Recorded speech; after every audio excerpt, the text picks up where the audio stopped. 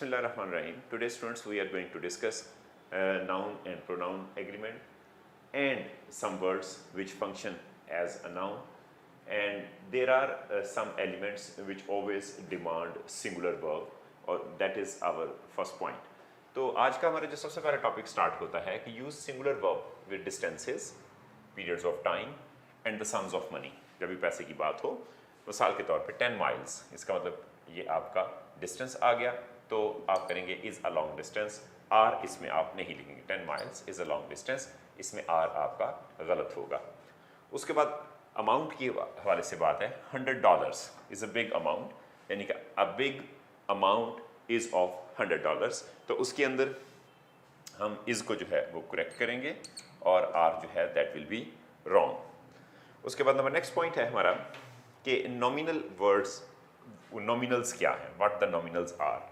नॉमिनल्स are the words which function are the group of words, यानी कि phrases. ठीक है ना, ग्रुप ऑफ वर्ड्स का मतलब फ्रेजेस. कि words are the group of words functioning as noun, जो कि नाउन के तौर पे काम करते हैं. The function of noun is either of a subject और एन ऑब्जेक्ट. तो ज़ाहिर बात है कि जब नॉमिनल्स जो हैं वो सब्जेक्ट के तौर पे काम करेंगे तो हमें अकॉर्डिंगली उनका मतलब जो है वो लगाना पड़ेगा. उसमें सबसे बड़ा नॉमिनल जो है वो है द प्लस एडजेक्टिव. उसके साथ आप प्लूरल वर्ब यूज़ करेंगे. जिस तरह द पुअर जब आप यूज़ करेंगे तो हम उसके साथ नीड करेंगे.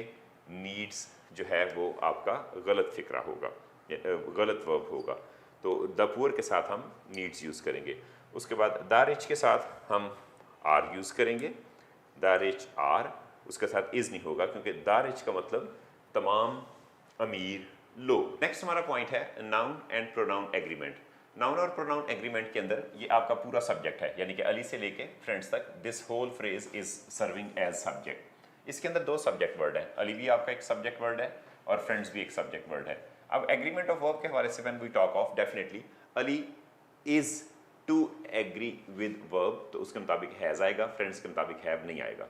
अब definitely when your verb is singular, pronoun would also be singular, तो हिज जो है वो आप लगाएंगे. इसके साथ आप देयर जो है वो नहीं लगाएंगे. नेक्स्ट आ जाता है हमारे पास माई फ्रेंड्स नॉट आई. इसका मतलब आपका सब्जेक्ट वर्ड फर्स्ट काउंट होगा नॉट की सूरत में. फ्रेंड्स के मुताबिक आपका वर्ब जो है वो हम क्या करेंगे, आर लगाएंगे. To be blamed.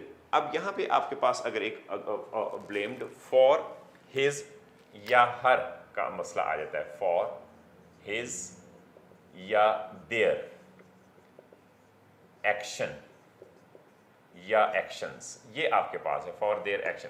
अब ये पूरा स्टेटमेंट आप पढ़ दें. My friends not I are to be blamed. अब जब आपने आर कर दिया तो डेफिनेटली उसके मुताबिक आप देयर करेंगे.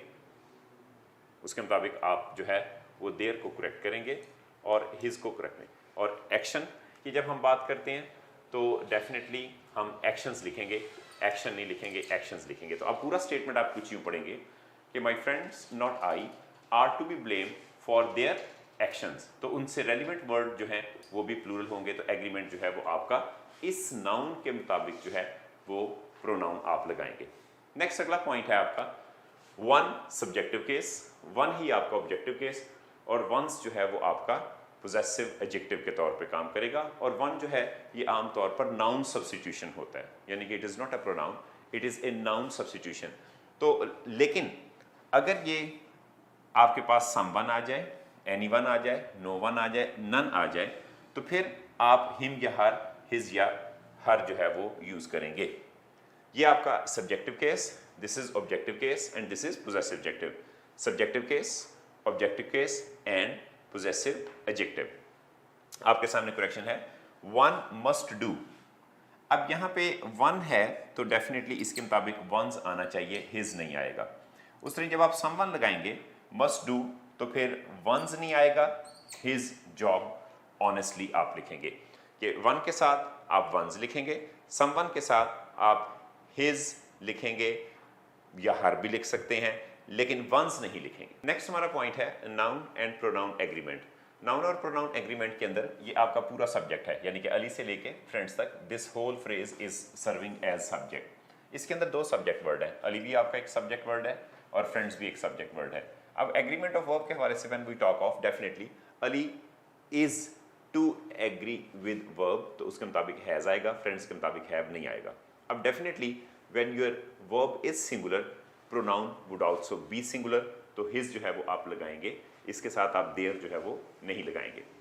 नेक्स्ट आ जाता है हमारे पास माई फ्रेंड्स नॉट आई।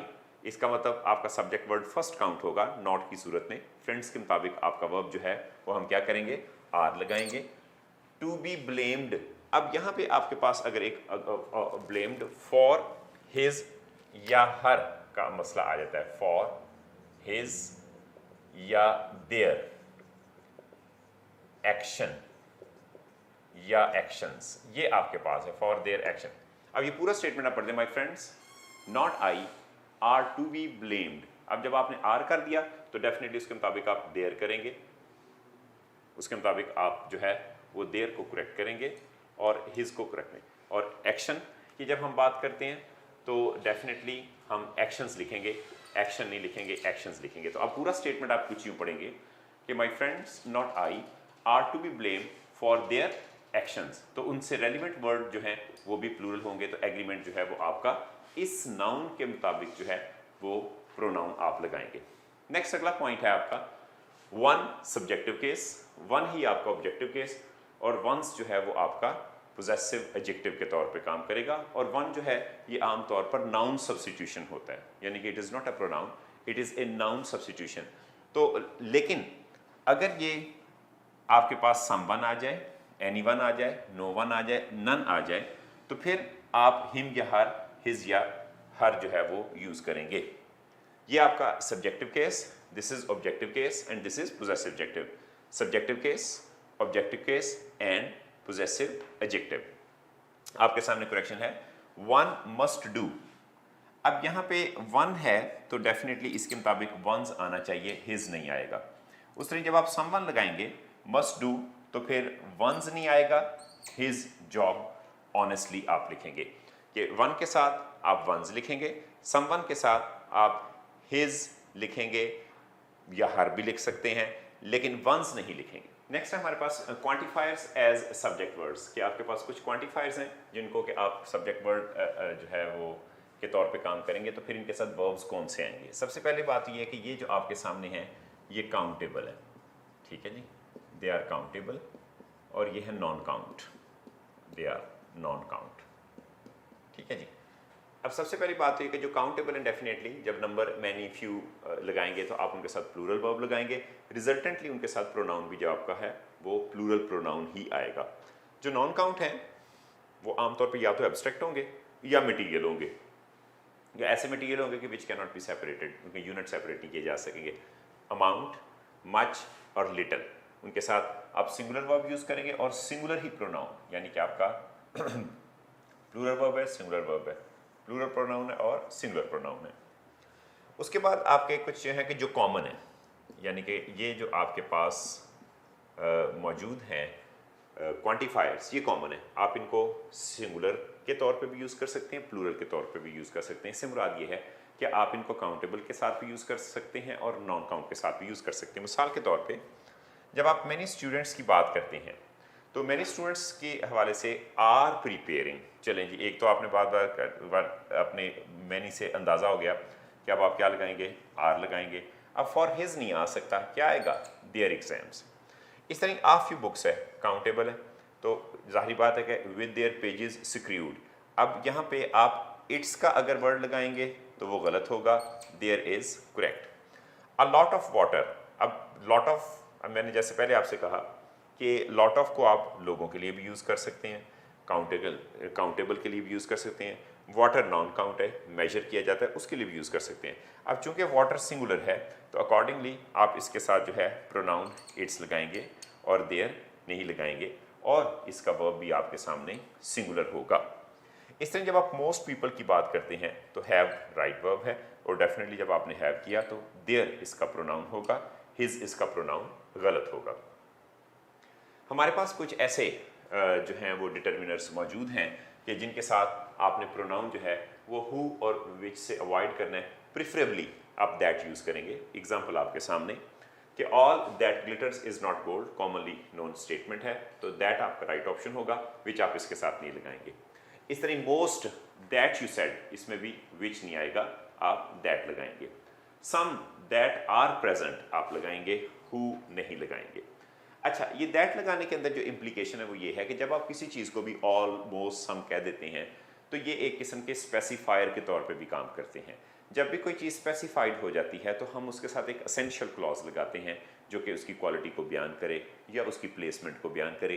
तो जो दैट है उससे आपकी हमेशा एक असेंशियल क्लॉज बनती है, उसमें से पहले आप कॉमा नहीं लगा सकते, जबकि विच हु से पहले कॉमा लग सकता है, यानी कि वो नॉन असेंशियल में कन्वर्ट हो सकती हैं।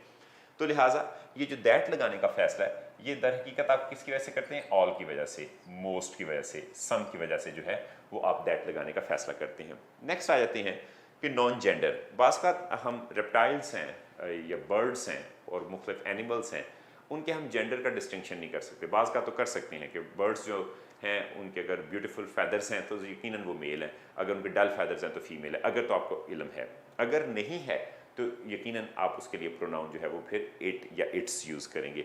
इन एनिमेट ऑब्जेक्ट, बेजान चीज़ें जिस तरह ट्रक, बस, कार वगैरह है, आमतौर पे ओरिएंटल लैंग्वेजेस में या हमारी उर्दू पंजाबी लैंग्वेज में कॉन्सेप्ट है कि वो फीमेल हैं और ट्रक जो है वो मेल है, ये लोगों के। लेकिन अगर देखा जाए तो वो बेजान चीज़ें हैं, उनके अंदर कोई ऐसी चीज़ें नहीं है कि जिससे आप उनको मेल या फीमेल कह सकें। तो इन एनिमेट ऑब्जेक्ट के साथ भी आप हिज हर लगाने से परहेज़ करेंगे।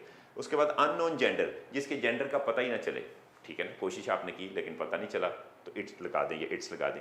बेबी, छोटा बेबी जो एक कॉट में होता है, जाहिर बात है कि वो इस वक्त कॉट में है, चाहे वो मेल बेबी है या फीमेल बेबी है, और वो एक कॉट में है, उसकी मामा उसको लेके जा रही है, तो आप फौरी तौर पे जो है बच्चा चेक नहीं करना शुरू कर देंगे ये फैसला करने के लिए कि आप प्रोनाउन उसके साथ हिज या हर लगाएंगे। तो आप फौरी तौर पे उसके साथ क्या करेंगे?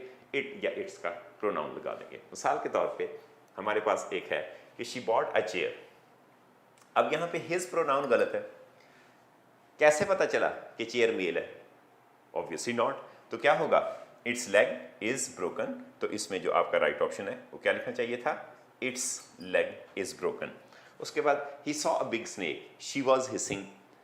अब अगर तो स्नेक चार्मर होता, शुरू में लिखा है the snake charmer saw snake, she was hissing, तो फिर हमें कॉन्टेक्स्ट बता रहा है कि हाँ स्नेक चार्मर को पता होगा कि ये मेल है या फीमेल है। लेकिन अगर कोई कॉमन पर्सन है उसके सामने अगर शेर आ जाए, स्नेक आ जाए, डायनासोर आ जाए, कोई भी ऐसी चीज़ आ जाए, ठीक है ना, क्रोकोडाइल आ जाए, तो वो मौका नहीं देगा उसको ये जज करने का कि वो जानदार या बीस्ट जो है वो मेल है कि फीमेल है, क्योंकि उस वक्त इतना टाइम भी नहीं होता। तो इसलिए he saw a big snake, उसके लिए आप क्या लगाएंगे? आप इट्स का वर्ड लगाएंगे। इट वॉज हिसिंग, ठीक है ना, क्योंकि उसको पता नहीं चला कि वो स्नेक मेल है कि फीमेल है। उसके बाद है कि there is a cute baby.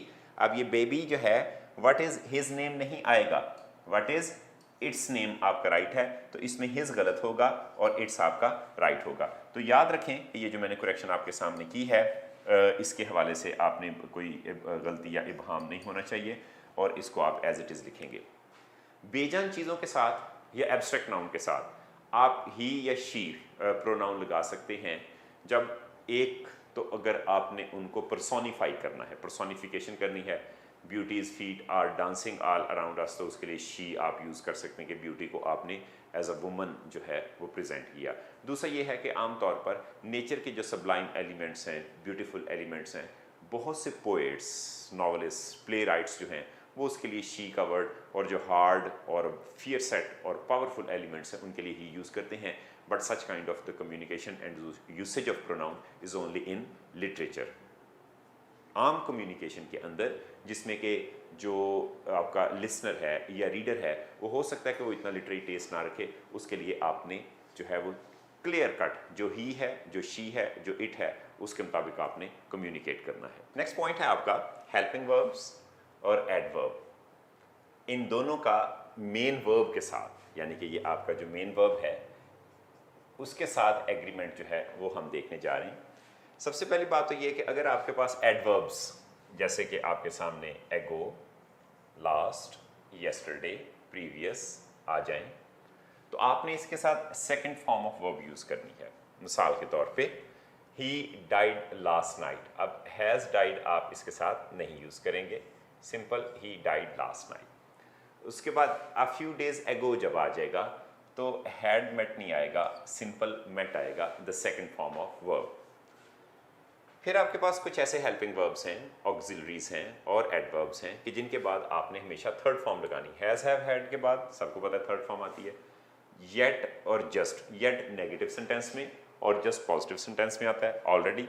और जितने भी पैसिव वॉइस एक्सप्रेशंस हैं उनके अंदर आपने थर्ड फॉर्म यूज़ करनी है। फॉर एग्जांपल, शी केम या कम्स फॉर माई हेल्प। अब हैज़ की वजह से आपका जो कम, केम भी नहीं, कम, शी हैज़ केम में ऑप्शन है कम में और कम्स में। ऑब्वियसली ना तो आपकी सेकंड फॉर्म आएगी और ना फर्स्ट फॉर्म विद इन्फ्लेक्शन आएगी।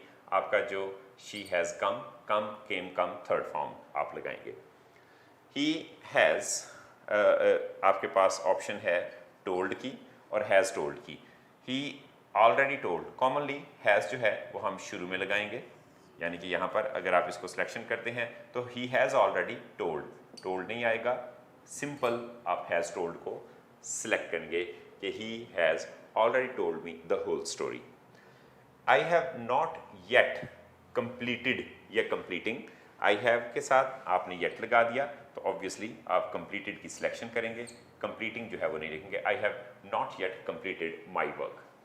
नेक्स्ट हमारे पास कुछ ऐसे एडवर्ब्स हैं और उसके अंदर कुछ आपके मॉडल ऑक्सिलरीज भी हैं और इसके साथ आपकी प्रेपोजिशंस जो हैं और पोजेसिव एडजेक्टिव, यानी कि एडवर्ब्स, मॉडल ऑक्सिलरीज, उसके बाद प्रेपोजिशंस और पोजेसिव एडजेक्टिव जब भी आ जाएं तो उसके बाद आपने आईएनजी फॉर्म लगानी है, यानी कि पोजेसिव एडजेक्टिव से मुराद his, him, her, its, their, THEIR वाला जो देयर है उसके बाद आपने आईएनजी फॉर्म लगानी है। एग्जांपल आपके सामने, he is looking forward to go आएगा कि गोइंग आएगा? ऑब्वियसली गोइंग आएगा, गो नहीं आएगा, क्योंकि यहाँ पर लुक फॉरवर्ड टू जो है एक तो इडियोमैटिक एक्सप्रेशन है और ये पूरा एक प्रेपोजिशन के तौर पे फंक्शन कर रहा है। उसके बाद इज यूज्ड टू जब भी आ जाए, इज यूज्ड टू, उसके बाद आप वेस्टिंग करेंगे, वेस्ट नहीं लगाएंगे। I believe in his working, to work नहीं आएगा, उसके मुताबिक हिज वर्किंग, हिज आपका क्या है? Possessive adjective, his is a possessive adjective. She got upset after seeing या saw her enemy, after is a preposition, preposition के बाद भी प्रेजेंट पार्टिसिपल यानी कि आईएनजी फॉर्म आप लगाएंगे, सेकंड फॉर्म ऑफ वर्ब आपने यूज करेंगे। उसके बाद she is averse to go there या she is averse to going there, definitely averse to को आपने जो है एक पूरे इडियोमैटिक एक्सप्रेशन पे आप जो है वो गो नहीं लगाएंगे, गोइंग लगाएंगे। अब ये बात आप याद रखें कि जितने भी आपने जो पोजेसिव एडजेक्टिव के बाद आईएनजी लगाया है ये आपका वर्बल नाउन है, जिसको क्या हम बोलते हैं? जेरेंड बोलेंगे। इसी तरह ही आपका जितना भी गेट यूज टू के बाद आईएनजी है या be, is, am, are, was, were, use to के बाद जो आईएनजी है या एवर्स टू के बाद आईएनजी है, with a view to, with a view to के बाद, with a view to, with a view to के बाद जो आईएनजी है वो आपका आईएनजी जो है वो किसके तौर पे काम कर रहा है? जेरेंड, यानी कि वर्बल नाउन के तौर पे काम कर रहा है। तो इसलिए आपने ये बात याद रखनी है। नाउ या एट प्रेजेंट जो है, at this time, at present, at this time, इसमें आप आईएनजी शुरू कर लिखेंगे। For example, at present he is writing a letter, इसकी एग्जांपल मैं लिख देता हूं कि at present he is writing a letter, ठीक है ना? At present he is writing a letter या नाउ इट इज रेनिंग, आप इस तरह के एक्सप्रेशन जो है वो यूज कर सकते हैं। तो याद रखें कि इन एडवर्ब्स के अलावा ये जो दो एडवर्ब्स हैं इनमें तो डेफिनेटली वो आईएनजी फॉर्म, प्रेजेंट पार्टिसिपल ही आप यूज करेंगे, कॉन्टिन्यूअस टेंस यूज करेंगे, लेकिन ऑल प्रेपोजिशंस आपके ये जो प्रेपोजिशन हैं, एडवर्बियल एक्सप्रेशंस हैं, आपके जितने भी मॉडल ऑक्सिलरीज हैं और आपके पोजेसिव एडजेक्टिव हैं, उनके बाद जो आप आईएनजी यूज करते हैं उसका स्टेटस जो है वो एक नाउन का होता है। आपने एक बात याद रखनी है, आईएनजी फॉर्म यानी कि प्रेजेंट पार्टिसिपल उस वक्त एक वर्ब का स्टेटस लेगी अगर उससे पहले हेल्पिंग वर्ब होगा, is, am, are, was, were, be या बीन की शक्ल में। अगर इनसे पहले हेल्पिंग वर्ब नहीं है तो ये तो या जेरेंड होंगे यानी कि नाउन होंगे या जेरेंडिव होंगे जिनको हम एडजेक्टिव कहते हैं, जिसमें फ्लोइंग वाटर, बहता हुआ पानी। अब पानी का आपने एडजेक्टिव फ्लोइंग बताया तो ये इसका जेरेंडिव है, ठीक है ना।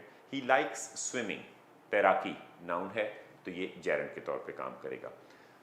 आप इन स्वाय, ये नाउ और एट प्रेजेंट के बाकी जो मैंने लिखे हैं, इनमें आप इस आईएनजी की जगह अगर कोई नाउन भी लिखेंगे तो वो आपका बिल्कुल ठीक होगा। मसलन अगर आप एक सेंटेंस लिखते हैं, I write for you, he is looking forward to going abroad, he is looking forward to going abroad. अब मैं इस गोइंग की जगह पे लेट से कोई नाउन लगा देता हूं, सेम स्ट्रक्चर सेंटेंस का रहेगा। तो मैं कहता हूं कि ही इज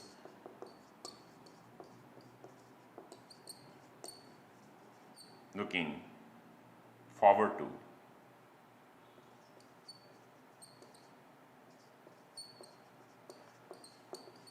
हिज गेस। अब आप देखें नाउन फ्रेज आ गई, he is looking forward to guess, his ना लगाएं बेशक, ही इज लुकिंग। तो आप देख लें कि जब इससे ये साबित हुआ कि जब आप लुक फॉरवर्ड टू के बाद आईएनजी लगा रहे हैं और इस लुक फॉरवर्ड टू के बाद आप एक नाउन लगा रहे हैं, तो ये जो आईएनजी है ये भी आपका क्या है, एक अदद वर्बल नाउन कहलाएगा। So it is a verbal noun, बिल्कुल वैसे ही।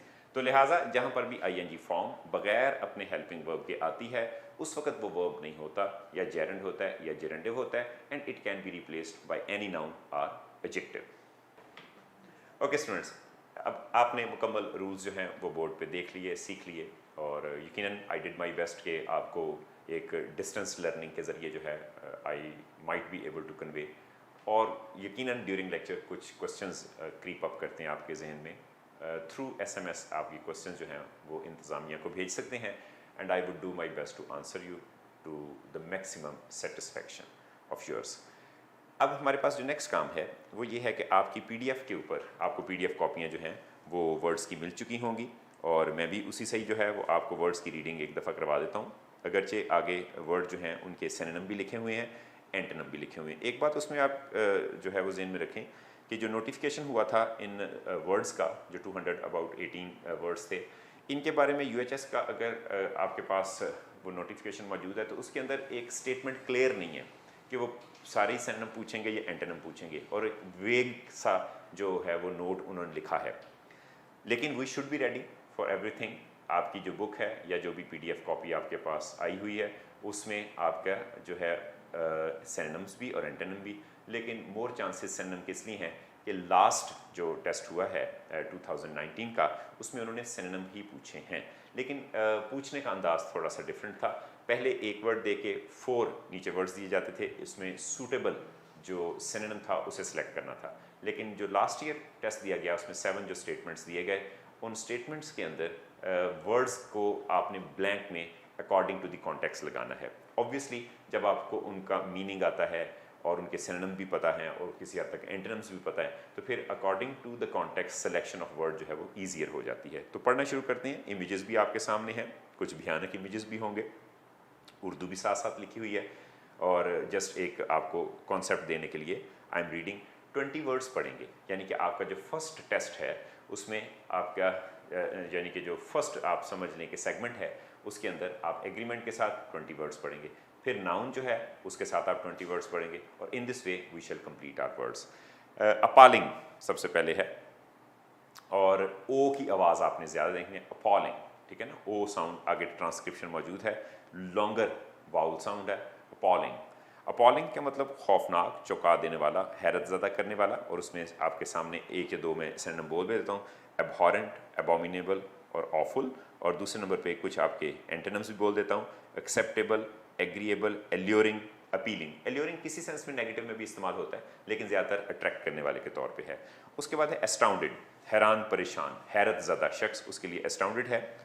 और इसकी अगर आप देखिए सेंटेंस, तो उसमें लिखा है शी लुक्ड एस्टाउंडेड एट या by the news. At the news की खबर सुनकर वो हैरान हुई, या खबर ने उसको हैरान कर दिया, तो फिर बाय द न्यूज़ आप लिख लेंगे। और इसके सिनोनिम 2-3 पढ़ देता हूँ, amazed, astonish, startled, surprised. Antonym जो है मुतजाद जो है अनइम्प्रेस्ड, डिसइंटरेस्टेड, इनक्यूरियस, इनडिफरेंट, लापरवाह, कि वो खबर सुनी है तो आपने उसकी बिल्कुल भी परवाह नहीं की। उसके बाद नेक्स्ट आपके पास the third word is apparently. Apparently का मतलब वाज़े तौर पे जो आपके सामने हो, क्लियर कट हो, एक्सप्लिसिट हो, वो अपेरेंटली होगा। इसका मैं तीसरा स्टेटमेंट पढ़ता हूँ, he paused apparently lost in thought.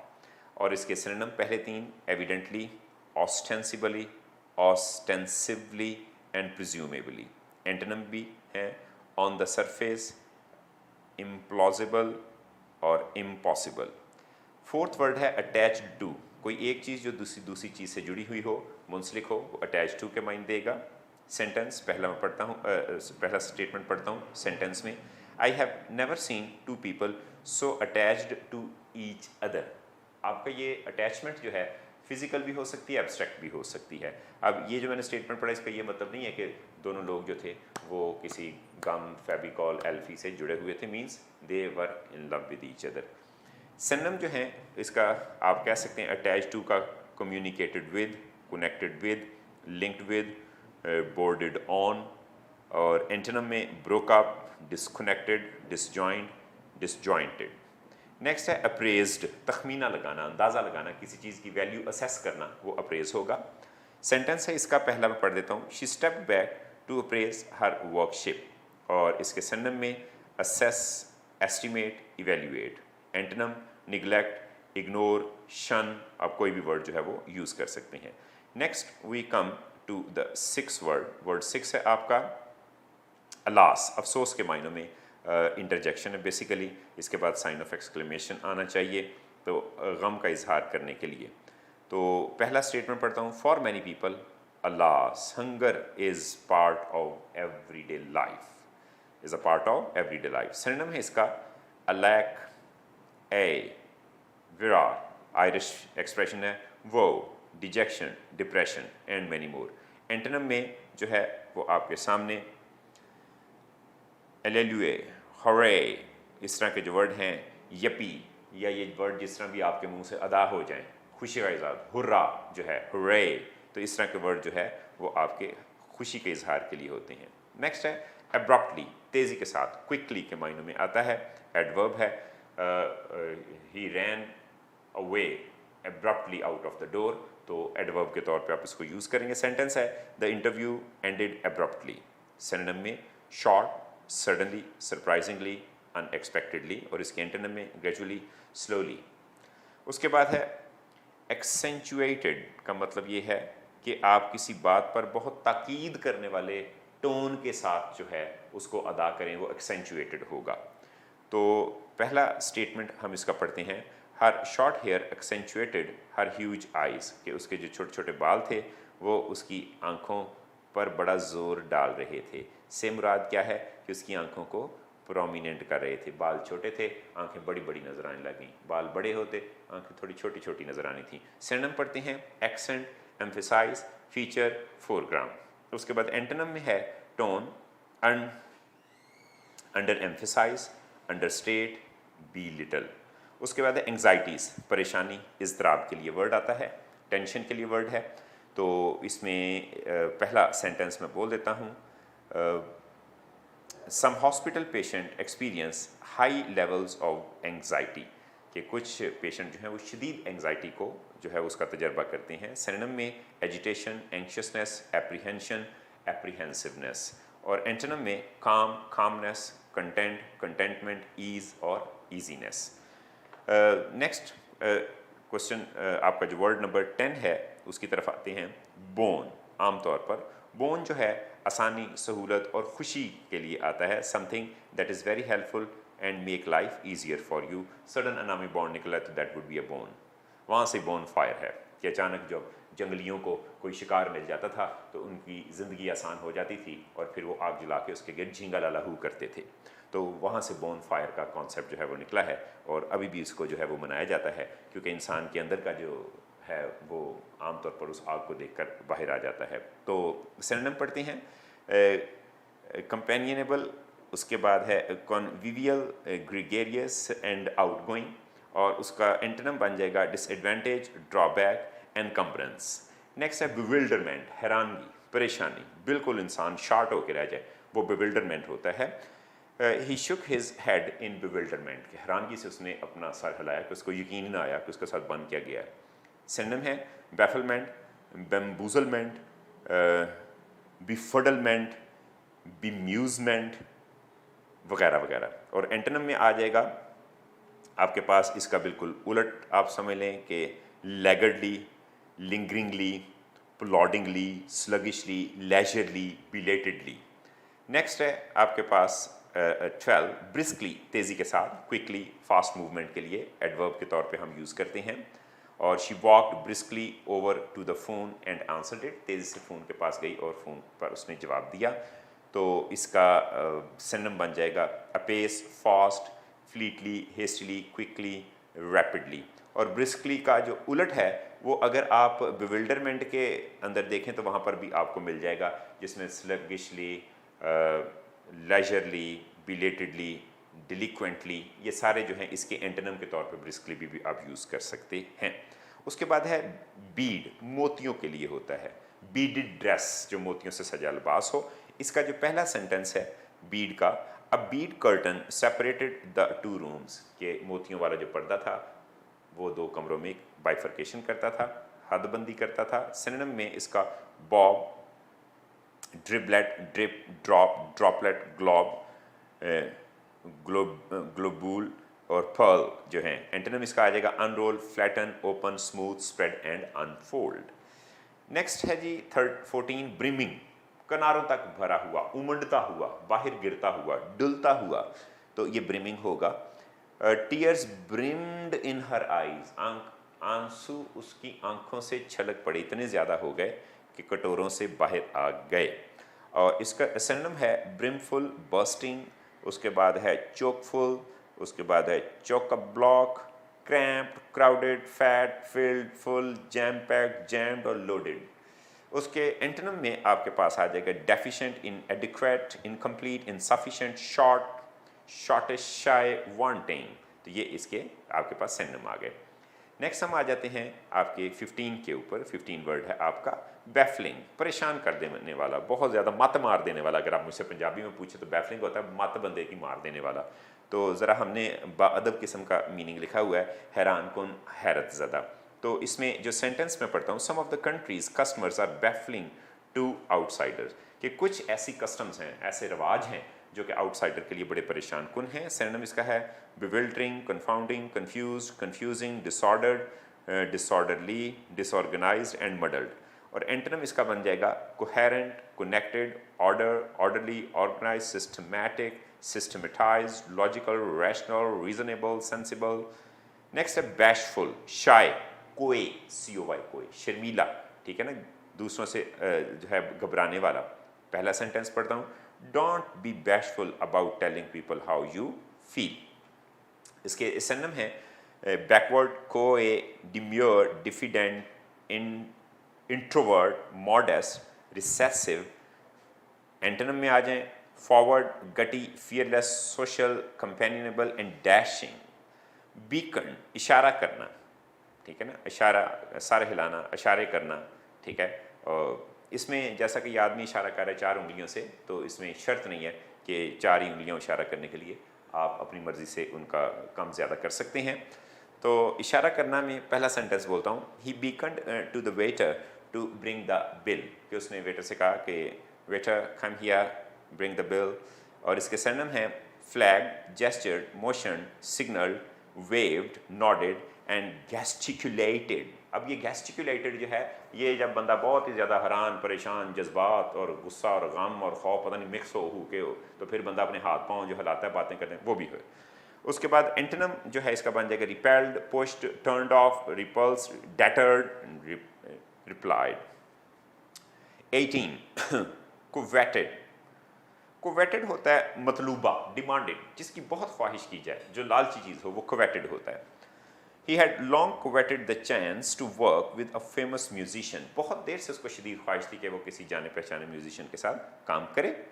तो इसके सिनोनिम बन जाएंगे एक्ड, क्रेव्ड, उसके बाद डिजायरेटेड, डिजायर्ड, डाइड फॉर आपका फ्रेजल वर्ब भी है इसके लिए, हैंकर्ड आफ्टर भी है और हैंकर्ड फॉर भी है। एंटोनिम बन जाएगा अनवांटेड, अनडिजायरेबल, एबहॉर्ड और एबोमिनेटेड। नेक्स्ट आपके पास 18 के बाद 19 आ जाएगा जी।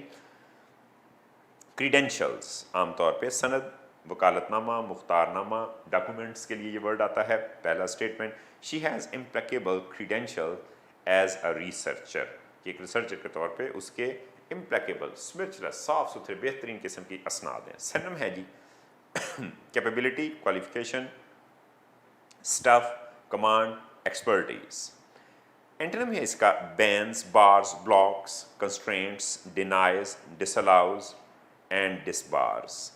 उसके बाद है कैपेशियस, कैपेशियस गुंजाइश वाला, वसी, कुशादा, फराख के मायनों में। पहला स्टेटमेंट पढ़ता हूँ। The van was capacious and we decided to fill up the space with couple of sacks of fuel, कि हमने ये फैसला किया कि वैन बड़ी है तो हम इसके अंदर जो फ्यूल की जो कुछ बोरियां हैं, मे भी कोई मतलब बुरादा वगैरह जो है वो भी भर के ले जाएं, लकड़ियाँ भी ले जाएं। अगला बड़ा पढ़ना ज़रूरी है। Professor Salman is a man of capacious mind, के प्रोफेसर सलमान जो हैं बड़े वसी ज़हन के जो हैं वो शख्सियत हैं। सिनोनिम है इसका ample, commodious, roomy, spacious, voluminous, broad and wide. Antonym इसका आ जाएगा confined, cramp, incommodious, limited, narrow, restricted, small, snug, tight, tiny. तो ये स्टूडेंट्स आपके 20 वर्ड्स हैं। आप इनको ऑफ एंड ऑन देखते रहें, इनकी मंजिल पक्की करते रहें और कोशिश करें कि अगर आप इनको अपने सेंटेंसेस में अपने से आप सेंटेंस बनाएं तो यकीनन ये आपके साथ जो है वो हमेशा रहेंगे। Thank you very much for today's lecture.